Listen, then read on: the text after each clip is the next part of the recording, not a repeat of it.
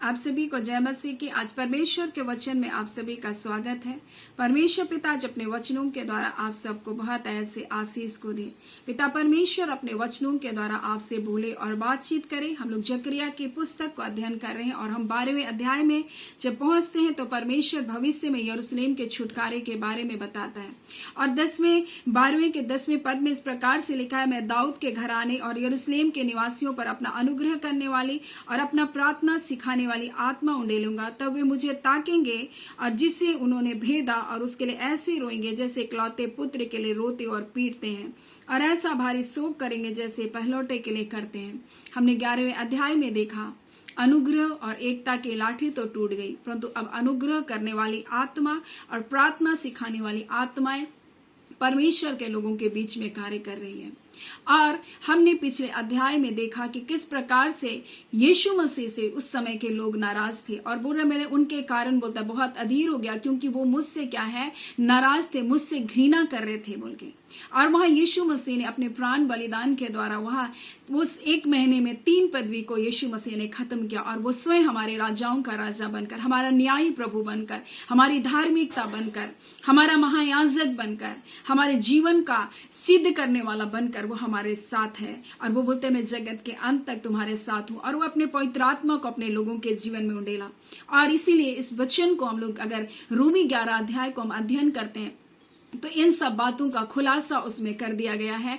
जहां पर क्या करता है इजराइल के विरुद्ध में वहां पर एलिया प्रार्थना कर रहा है और इस बात को पौलुस बता रहा है रोमी 11 अध्याय में कि वो प्रार्थना कर रहा है इजराइल के विरोध में कि प्रभु कि यहां पर इस प्रकार से लिखा, परमेश्वर अपनी प्रजा को नहीं त्यागा जिससे उसने पहले से जाना। क्या तुम नहीं जानते पवित्र शास्त्र एलिया के विषय क्या कहता है, जब वह इजराइल के विरोध परमेश्वर से विनती कर रहा था।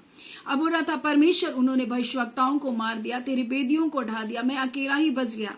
परंतु परमेश्वर उनसे कहता है नहीं, मैंने अपने लोगों को 7,000 लोगों को बचा रखा है जो अब तक बाल के आगे घुटने नहीं टेके। और बोल रहा ठीक इसी रीति से बोल रहा है कि अनुग्रह से चुने हुए कुछ लोग अभी भी बाकी हैं, परमेश्वर बोल रहा है। और परमेश्वर यही बात 12वें अध्याय में बोल रहा है, मैं अपने चुने हुए लोगों के कारण मैं अपने अनुग्रह करने वाली आत्मा, अपने प्रार्थना सिखाने वाली आत्मा को उन पर उंडेलूंगा और वो मेरे बेटे यीशु के कारण क्या करेंगे, शोक करेंगे, विलाप करेंगे।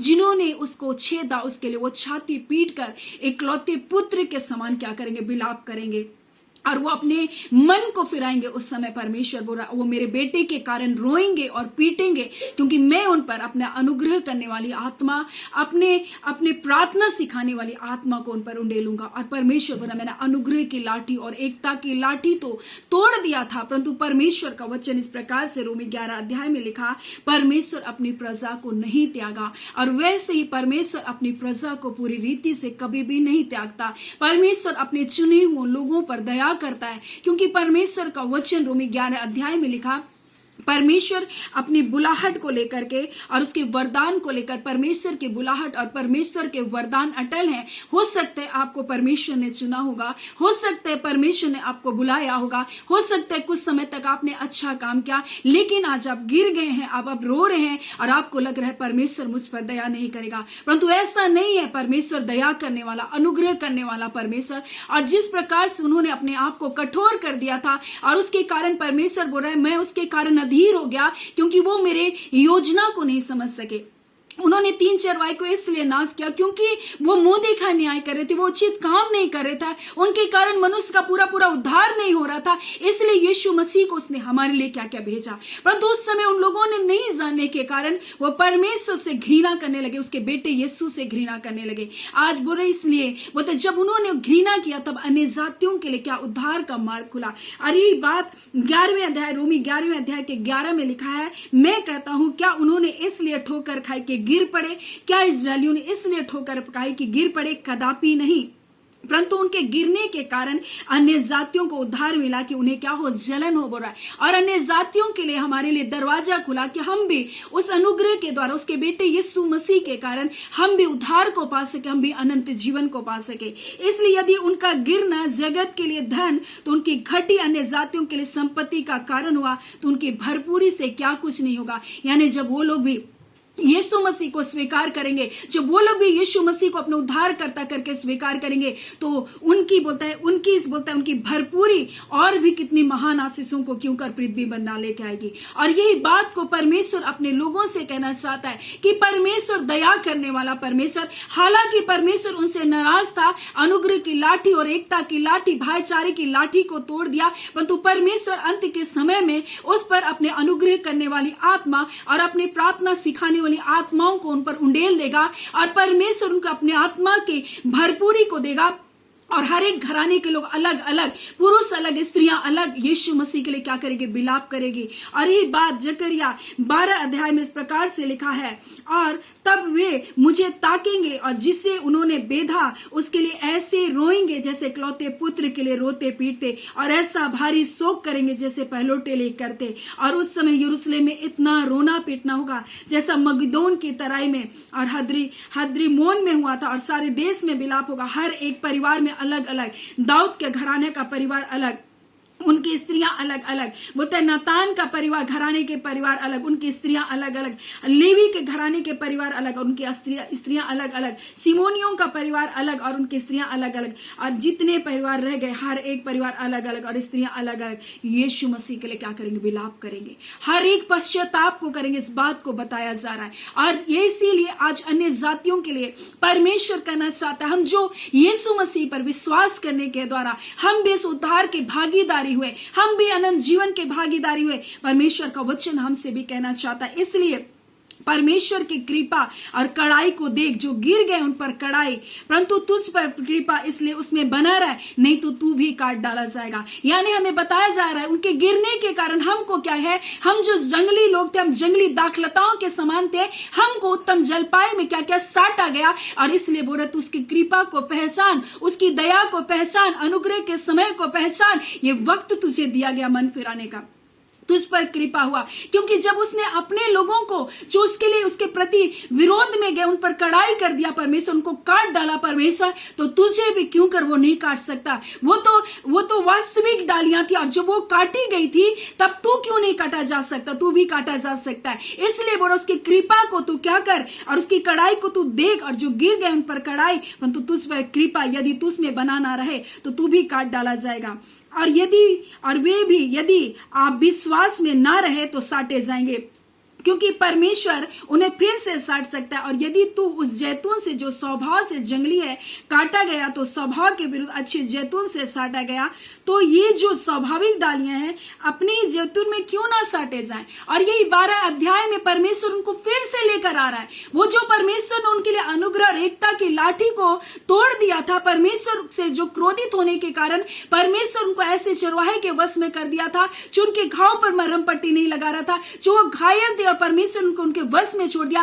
परमेश्वर इस 12 अध्याय में उन पर अनुग्रह करने वाली आत्मा, अपने प्रार्थना सिखाने वाली आत्मा को फिर से उंडेल रहा है। और यही रोमी 11 अध्याय में बताया जा रहा है कि हे भाइयों, कहीं ऐसा ना हो तुम अपने आप को बुद्धिमान समझ लो, इसलिए कि मैं नहीं जानता कि तुम इस भेद से अनजान रहो। ये भेद है, परमेश्वर बोला, इस भेद से तुम अनजान नहीं रहो, क्योंकि जब असली पौधे थे, असली डालियां थी, जब वो परमेश्वर की आज्ञा उल्लंघन करने के द्वारा परमेश्वर के पुत्र को ना पहचानने के कारण जब काटी गई थी, और तुमको अनुग्रह के द्वारा जोड़ा गया था, इसलिए तुम उस अनुग्रह, उस कृपा को तुम आज क्या करो? पहचानो। और ये भेद है बोल रहा, तुम इसे अनजान ना रहो बोल रहा है। जब तक अन्य जाति पूरी रीति से प्रवेश ना कर ले, तब तक इज़राइल का एक भाग ऐसा ही कठोर रहेगा। इसी रीति से सारा इज़राइल उधार पाएगा, जैसा लिखा, छुड़ाने वाला सियोन से आएगा और अभक्ति को याकूब से दूर कर देगा। और ये बात यहाँ पर जकरिया 12 अध्याय में परमेश्वर ने इस बात को बताया कि जब अन्य जातियों के लिए दरवाजे बंद हो जाएंगे, तब इज़राइलियों के लिए फिर से वो दरवाजा खुलेगा, और परमेश्वर उसको अपने प्रार्थना सिखाने वाली आत्मा, अपना अनुग्रह करने वाली आत्मा से उनको भरेगा, और वो भी पुत्र के लिए विलाप करेंगे, यीशु के लिए विलाप करेंगे, और वो भी यीशु मसीह के द्वारा उद्धार को पाएंगे। और इस बात को हम अन्य जातियों के लिए, हम लोगों के लिए भी परमेश्वर बोला, तुम्हारे लिए कृपा की गई, तुम पर दया की गई, क्योंकि उनका कठोर होना तुम्हारे लिए दरवाजे को खोला। इसलिए तू इस कृपा को, इस भलाई को, परमेश्वर के इस प्रेम को तू समझ, और अपने आप को मन पिरा और सचेत होकर अपने जीवन को तू चल। और यही बात रोमी 11 अध्याय उसके 11 में लिखा, और मैं कहता हूं क्या उन्होंने इसलिए ठोकर खाई कि गिर पड़े? कदापि नहीं, परंतु उनके गिरने के कारण अन्य जातियों को उद्धार मिला कि उन्हें जलन हो। इसलिए यदि उनका गिरना जगत के लिए धन, तो उसकी अन्य बोलते उनकी घटी अन्य जातियों के लिए संपत्ति का कारण हुई, तो उसकी भरपूरी से क्या कुछ नहीं होगा। इसलिए परमेश्वर हमसे कहता है कि परमेश्वर की कृपा और परमेश्वर की कड़ाई को तू देख, बोल रहा है। और परमेश्वर बताना चाहता है कि तू देख, जब मैंने अपने लोगों को जो मेरे विरोध में गए, मैं उनसे कड़ाई कर सकता हूं, तो मैं तुझसे भी कड़ाई कर सकता हूं। जब मैं दरवाजे को बंद कर दूंगा अनुग्रह का, तो तू फिर इसमें प्रवेश नहीं कर सकता। हालांकि परमेश्वर का प्रेम अस्थायी है, हालांकि परमेश्वर अपने लोगों को नहीं भूलता, लेकिन परमेश्वर कह रहा है कि तू उठ जा, उस जगह से निकल जा जो जगह तुझे दबा रही है, जो जगह तुझे कुचल रही है, वह पाप और अपराध के बंधनों में तू न जा। और आज बहुत सारे लोग अपने परिवारों को तोड़कर ऐसे गलत रिश्तों में जा रहे जो उनके परिवार के टूटने का कारण है।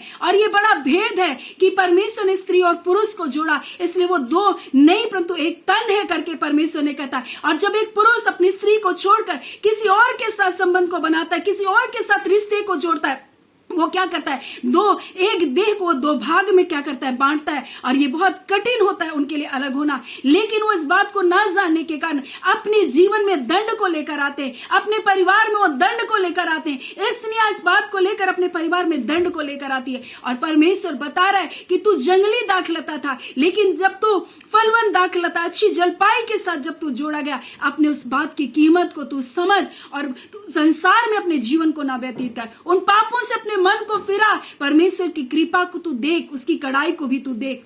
और परमेश्वर इस जकरिया 12वें अध्याय में परमेश्वर अपने कड़ाई को और अपनी कृपा को बता रहा है। इस 11वें अध्याय से 12वें अध्याय तक परमेश्वर की कृपा और परमेश्वर की कड़ाई को हम देख सकते हैं। परमेश्वर उनके लिए अनुग्रह की लाठी और एकता की लाठी को तो तोड़ दिया, परंतु अंत में जब अन्य जातियों के लिए जब वो दरवाजा बंद होगा, परमेश्वर फिर से उन पर दया करेगा और उनके लिए उस अनुग्रह के दरवाजे को खोलेगा। और इसी बात के लिए परमेश्वर हमसे भी कहना चाहता है, रोमी 11 अध्याय उसके 22 के अनुसार, इसलिए परमेश्वर की कृपा और कड़ाई को तू भी देख ले कि देख जो गिर गए उनके लिए कैसी कड़ाई थी, परंतु तुझ पर कृपा है इसलिए तू उसमें बना रहा, नहीं तो तू भी क्या करेगा, काट डाला जाएगा। और परमेश्वर इन वचनों के द्वारा हमें अपने प्रेम के बारे में तो बता रहा है, लेकिन अपनी कड़ाई के बारे में भी बता रहा है। जब मैंने अपने लोगों को नहीं छोड़ा, जो मेरे अपने लोग थे, जो मेरे निज प्रजा थी, जिसको मैंने अपने लिए चुना था, जब मैं उनके लिए खड़ा हो सकता तो मैं तेरे लिए भी खड़ा हो सकता हूँ। और परमेश्वर पर मैं तुझसे प्रेम करता हूँ, इसलिए आज तू मेरे प्रेम को पहचान ले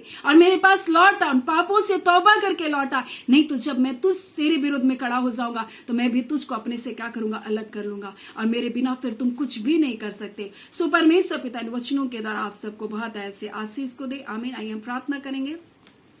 धन्यवाद देते हैं जीवते सच्चे सामर्थी पिता परमेश्वर, प्रभु यीशु के नाम से पिता आपके निकटता, आपकी हुजूरी में आते हैं। आज के सुंदर दिन, सुंदर समय के लिए पिता आपके प्रेम, आपकी दया, आपके अनुग्रह के लिए पिता आपका धन्यवाद देते हैं। हम मर मिट नहीं गए खुदावन परमेश्वर, हम जीवितों के इस भूमि में है पिता, हम आपके नाम को लेने पाते हैं पिता, आपके चरणों के तले आने पाते हैं पिता। यह हमारी योग्यता नहीं पिता, परंतु आपका अनुग्रह, आपकी दया है खुदावन परमेश्वर। और आज के दिन पिता आपके नाम को लेने पाते हैं खुदावन प्रभु, आपका धन्यवाद देते हैं। यीशु नाम में छुटकारा है प्रभु, यीशु नाम में जय है प्रभु जी। और उसी यीशु नाम के द्वारा प्रभु जी आपके बच्चों के जीवन के बंधन आज तोड़े जाए प्रभु। पाप और बुराई और अनर्थकारी जितने बंधन है प्रभु, इनकी जिंदगियों से यीशु के नाम से काट डाले जाए। रबांदा खाला, यीशु के नाम से बंधनों से आजाद किए जाए प्रभु जी।